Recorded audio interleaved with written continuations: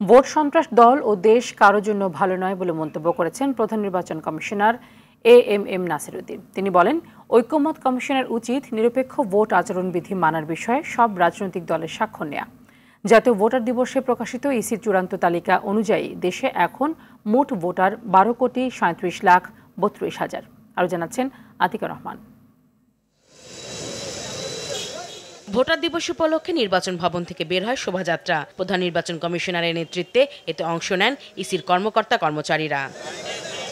পরে নির্বাচন ভবনে আলোচনা সভার আয়োজন করে নির্বাচন কমিশন। অনুষ্ঠানের শুরুতে জুলাই গণ অভ্যুত্থানে আহতদের জাতীয় পরিচয়পত্র তুলে দেন প্রধান নির্বাচন কমিশনার নাসিরউদ্দিন। সিইসি বলেন, 18 কোটি জনগণকে নিয়ে সর্বশক্তি দিয়ে ইসি মানুষের ভোটের অধিকার প্রতিষ্ঠা করবে। অভ্যুত্থান ব্যর্থ হতে দেয়া হবে না। ঐকমত্য কমিশন একটা হয়েছে না, 6টা রিপোর্ট দিয়ে সব দলকে যখন ডাকেন ওনারা যদি বলতে যে আপনারা কি ফ্রি ফেয়ার ক্রেডিবল ইলেকশন চান, তো বলতে যে চাই, তাহলে সই করেন, ডকুমেন্টে সই করেন যে নির্বাচনী আচরণবিধি মানবেন, আপনার দলের প্রার্থী যদি কোনো গোলমাল করে আপনি দলীয়ভাবে অ্যাকশন নেবেন এবং সুন্দর একটা নির্বাচনের জন্য সর্বতভাবে সহযোগিতা করবেন। এইরকম একটা ডকুমেন্ট যদি সব দলের থেকে স্বাক্ষর করে নিতে হয়, আমরা অন্য কারো এজেন্ডা বাস্তবায়নের জন্য নাই। আমাদের এজেন্ডা হচ্ছে 18 কোটি মানুষের এজেন্ডা।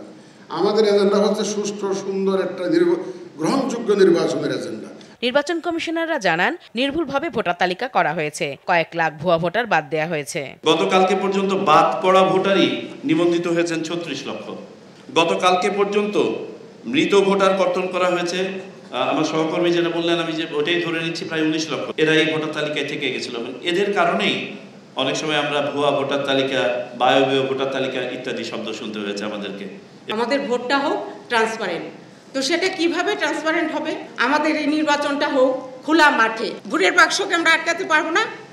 যদি আমরা মাঠে একটা দিয়ে রশি দিয়ে বাউন্ডারি করি, তাইলে সেই বাউন্ডারির ভিতরে কেউ ঢুকবে? নির্বাচন কমিশন প্রকাশিত চূড়ান্ত ভোটার তালিকা অনুযায়ী দেশে মোট ভোটার 12,37,32,000। এর মধ্যে পুরুষ 6,33,61,000 আর নারী ভোটার 6,03,69,000। আতিকা রহমান, ITV, ঢাকা।